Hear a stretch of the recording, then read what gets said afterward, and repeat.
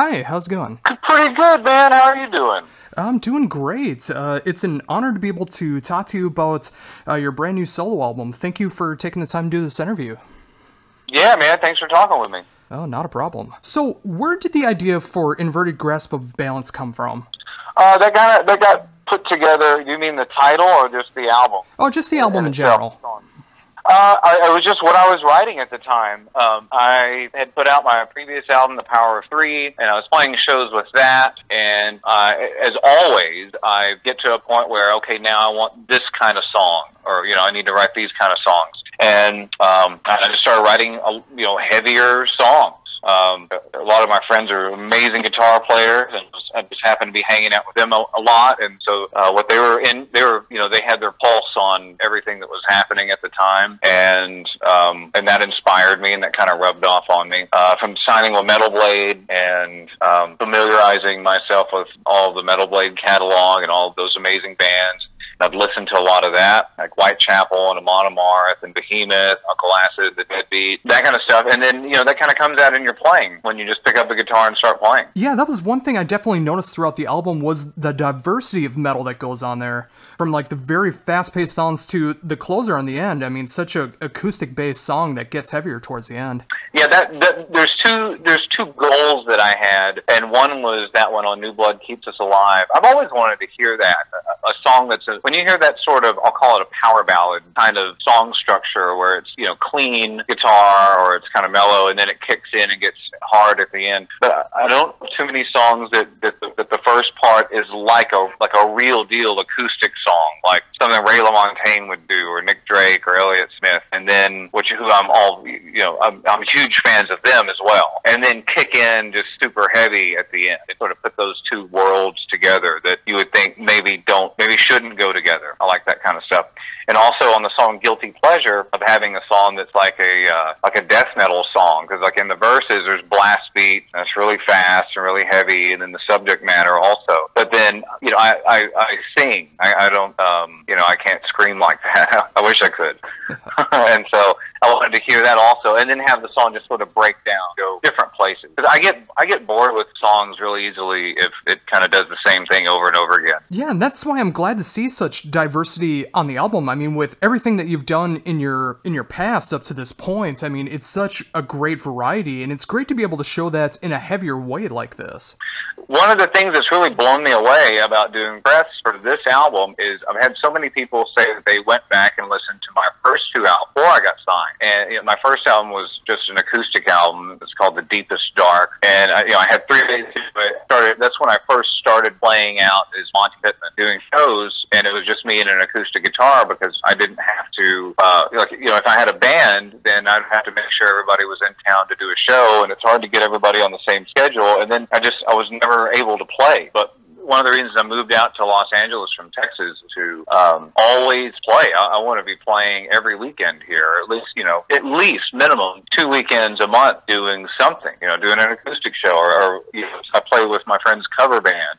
I want to be playing. And my second album, Pain Destiny, was going to be kind of a continuation of that, but with drums and bass guitar, and then we added some guitar solos and some electric guitars. It kind of became a hybrid of things. But for people to see that evolution, and for me to see that evolution, is a trip to go back and see that, because I usually don't listen to my own stuff. I listen to it so much while I'm creating it that I've sort of burnt myself out on it, and then don't listen to it by the time it comes out. It kind of becomes everybody else's album then. Oh yeah. And again, that is just so cool. I mean, just from doing one-man acoustic to now showing off your death metal side on the new album, I'm expecting grindcore and black metal on the next solo album that you do, if you're following this evolution. Yeah, I have no idea where it's going to go.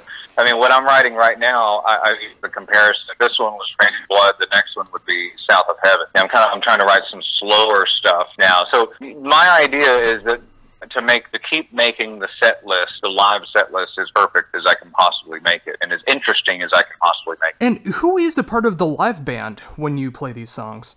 I don't know. I don't have any shows booked yet. I'm working on getting a booking agent now, and then once, because when you book shows, that you book months out in advance, and so when I get some shows, then I'll see who is around and who is available. Oh. I'll see if Max Whipple is available. He played bass on this album, and that he's played with me live. And I'll see if either see if he's played with me before, if they're available, and if they'd want to play now. Everybody's so busy with so many projects, and one thing about there's a positive and a negative to it being Monte Pittman, and the negative is that it's not like a band. Like I don't have a drummer to give interviews to, or a bass player. Like I have to do it all, and so that's the thing. Sometimes when if you have shows, someone you want to play with may have already committed to another gig. Yeah, and that is one of the downsides to having such an amazing lineup for the new album, is that they are such busy guys themselves that it's not always easy to get them to be able to commit to another band. Yeah, I mean, Richard is really busy with Howard Stern show, and Billy's got the Winery Dogs, and he's got so many things going on. But I'm sure eventually we'll perform together, and when I do play live, it's going to be a killer lineup. I've got other tricks in my back pocket, so don't worry. Oh, very cool. I got plenty of numbers and contacts on my phone. Oh, very nice. And I'm glad to see that too, because I can imagine it would be a great experience to be able to play these songs live. Yeah, I've got a whole idea for the entire show, like, intro music, everything, like in the sequence of the songs and what's going to happen in the show. It'll be almost like a mini version of an arena show, but I'll be starting off in clubs. Yeah, and that's a great way to start it off as well too. I mean, just getting your name out there and just getting bigger and better from there once people realize that these songs are getting played live. Yes. And hopefully I can start playing soon. That's another thing that comes up every interview is when am I playing live? I wish I had an answer to that right now. Oh, sure. But as soon as I get a booking agent, start getting hopefully get out as an opening act for somebody. Oh, that definitely would be fantastic to see, because again, it's just these songs are so good and there's so much dynamics behind it. It would just be that fantastic show that I imagine just like an arena rock show. Like I'm picturing it in my head, just like songs going on like that. And it's great that you're already thinking that far ahead. Oh, I'm always thinking that. I'm thinking of after this, if this takes off. I mean, the album's not even out yet, but if this were to take off, where am I going to go from there? And then add that to the set. So it's exciting. It's so much I can hardly keep up with it. But it is very, very exciting. You just have to be zen about it and take it one step at a time, or you can easily get overwhelmed. Oh, very much so. I mean, if you put too much at one time, I mean, you can definitely burn yourself out, but it definitely sounds like you're going about it the right way. I hope so. We'll find out. Thanks. Oh, not a problem. So getting into the songwriting for the new album, was there any particular challenges that came up when it came to the songwriting, or did it feel natural? No, it was very natural, and everything kind of came from, it comes from me just sitting down and picking up my guitar and playing. Maybe I'm in between doing other things, and I say, I'm just going to sit. Yeah. I got endorsed by ESP Guitars, and when I first got some of those guitars, I love them so much. I was playing, and that's how I knew that that's the company that I wanted to go with. And they're, wanted to go with somebody who's in Los Angeles, and there's some great companies here, but there was just something about ESP's guitars that just made me. It gave me that feeling of when I got my first guitar when I was a kid, and I wanted to play it all the time, and it sounded great, felt great, and so that got me playing my guitar a lot. I remember writing the riff to Be Very Afraid, and I just picked up the guitar and I was in between things throughout my normal day. I don't know, I could have been taking out the trash, or I could have been just bringing home groceries from the store, and I just sit down and start playing, and then that riff came to me. I was like, oh, I better record that, and then that song just came to me. Same thing with all of them. Risen in Broad Daylight, Panic Attack, everything. Double-Edged Sword, every one of them. And there was also songs that I put together, like Cadabra.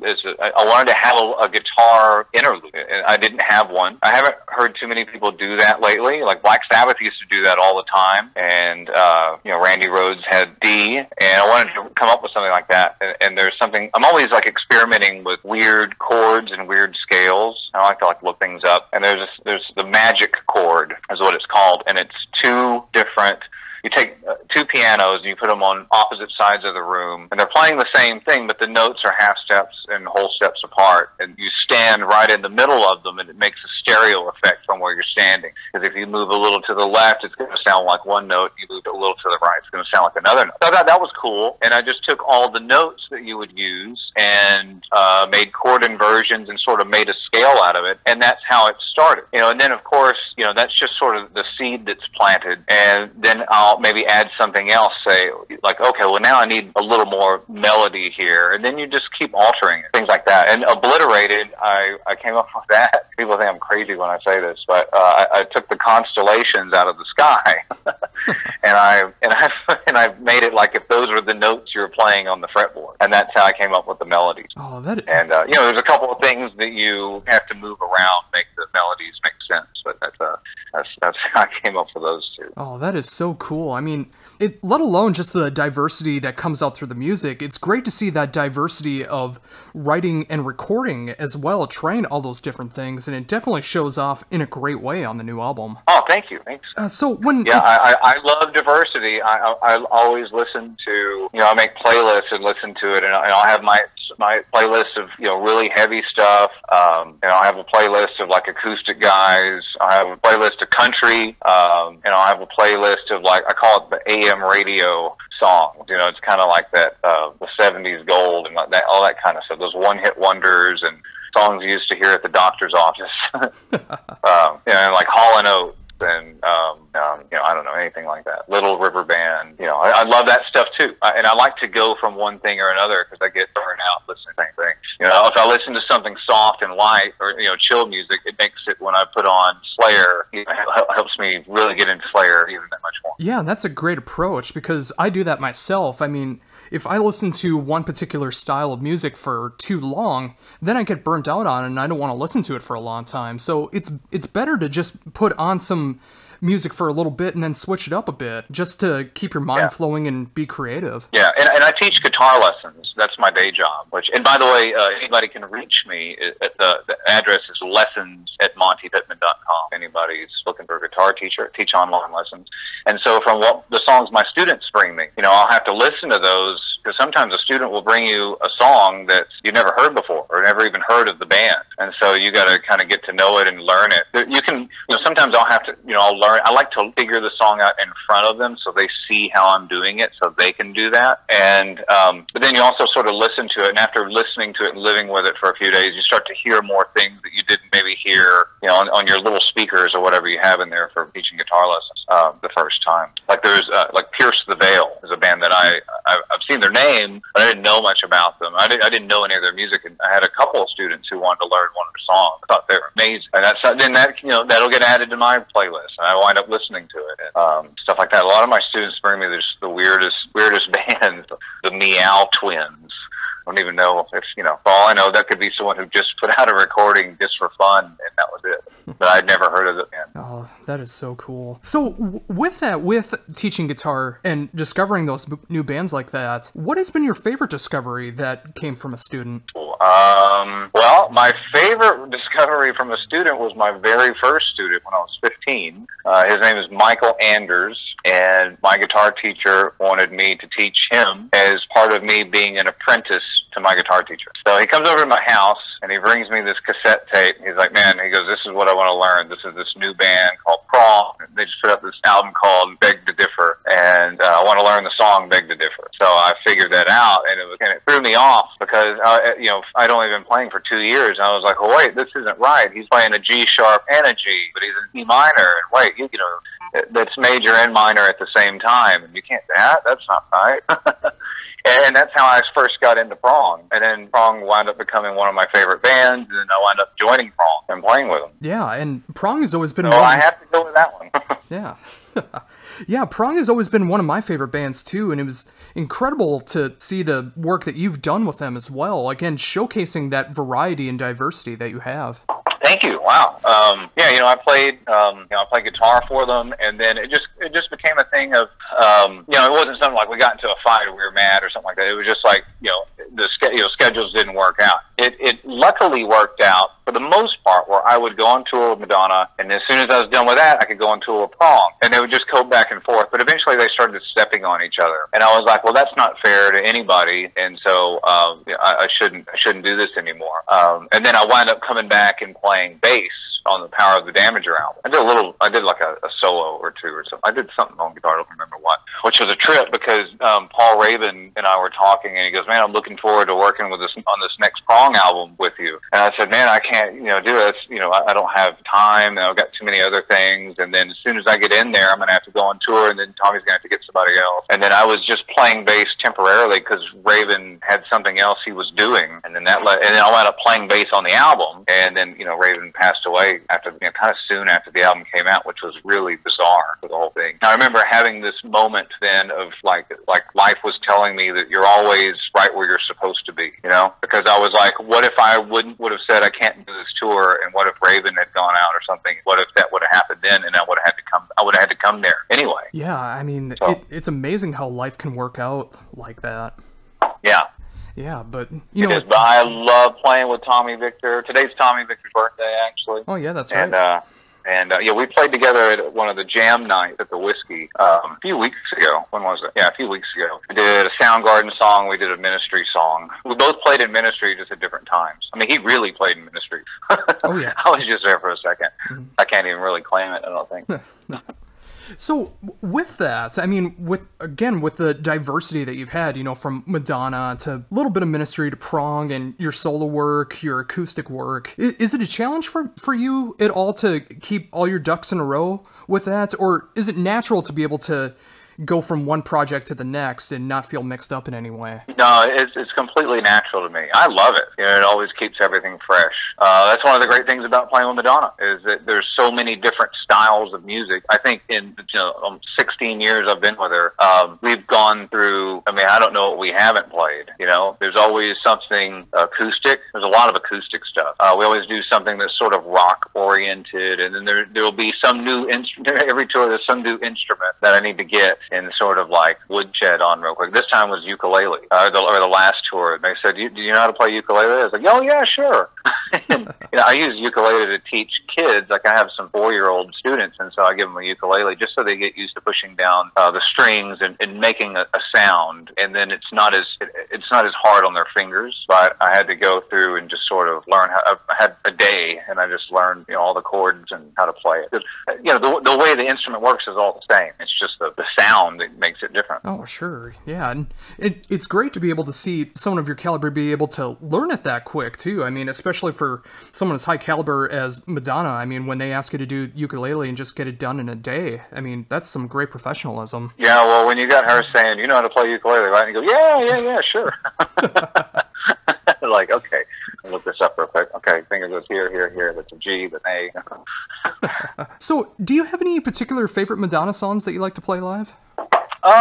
Yeah, I mean, the ones that have guitar playing on there, sometimes there's songs where it doesn't need guitar. Ray of Light is always a cool song because there's 8 different guitar tracks in that track. And so you can, you kind of mix and match different ones and put them together to make one thing. This last tour we did Burning Up, and we did like a heavy version of it, and I had the guitar solo in there, so of course would be one of my favorite things. But then again, we do something like a Prayer. We did it kind of acoustic, kind of a, it was kind of like the original version, but if acoustic guitar was on top of it. So I got to add some, because of the key, it's in D minor or F major, forget it. I could do some cool things with like the B flat chord, which would normally, you would have to use that as a bar chord, which means you're holding down all the notes. But, I throw in the D string, which is open, which is part of the chord to make it sound like an open chord, meaning that you have open strings and fretted notes. Sorry to get into all the nonsense stuff, but, whatever has, whenever there's something to do, whenever something to play guitar on, that's of course the most fun. Oh, sure. And I love hearing all the different aspects about that too, when it comes into the studio versions of a song compared to playing it live, and like Ray of Light having several different guitar tracks and being able to pick and choose like that. It's very cool to hear that interpretation. It's blended so. Sorry, I didn't mean to stop. Oh, not a problem. Oh, yeah, that's it's blended so well you would never know. You could probably go back into that song now and hear that and go, oh wow, I didn't even notice that before.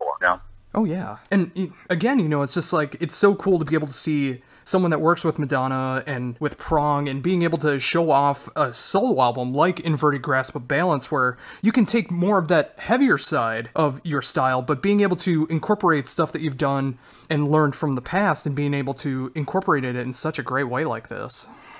Yeah, and I learned a lot from her about songwriting. Also from having to learn her songs inside and out in such a way that I can teach her how to play it. I mean, she has some genius songwriting structures. If you look at like "Open Your Heart" and "Papa Don't Preach" are two songs that I use as examples of just a perfect song. As far as the verse, the pre-chorus, the chorus, the post-chorus, the bridge, and then what she's doing with the melodies, everything has an A and a B to it, or a question and an answer to it.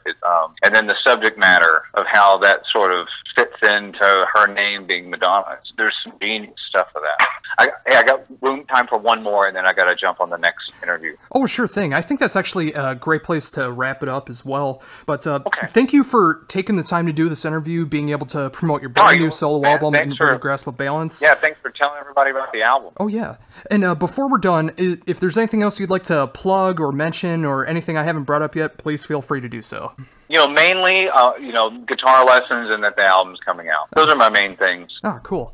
Once again, where can people reach you for guitar lessons? It's at lessons@montepittman.com. You can just email me direct. Oh. And I teach online. You can be anywhere in the world. I could be anywhere in the world. And I got several different price options. You can have, if you want, you can have a friend or two friends go in together, and you kind of make your own class. You pay me the one fee, and then you have whoever you want with you. You know what I mean? So I don't charge you for each person. If people want to go in together and kind of make their own class, if they say, well, how am I going to pay for that? How am I going to pay for guitar lessons? And you can get a couple other people, and you all pitch in and go together and learn together, and then you can play together. Oh, so very cool. Well, once again, thank you for taking the time to do this. I'm glad to be able to help promote Inverted Grasp of Balance, coming out this Friday through Metal Blade.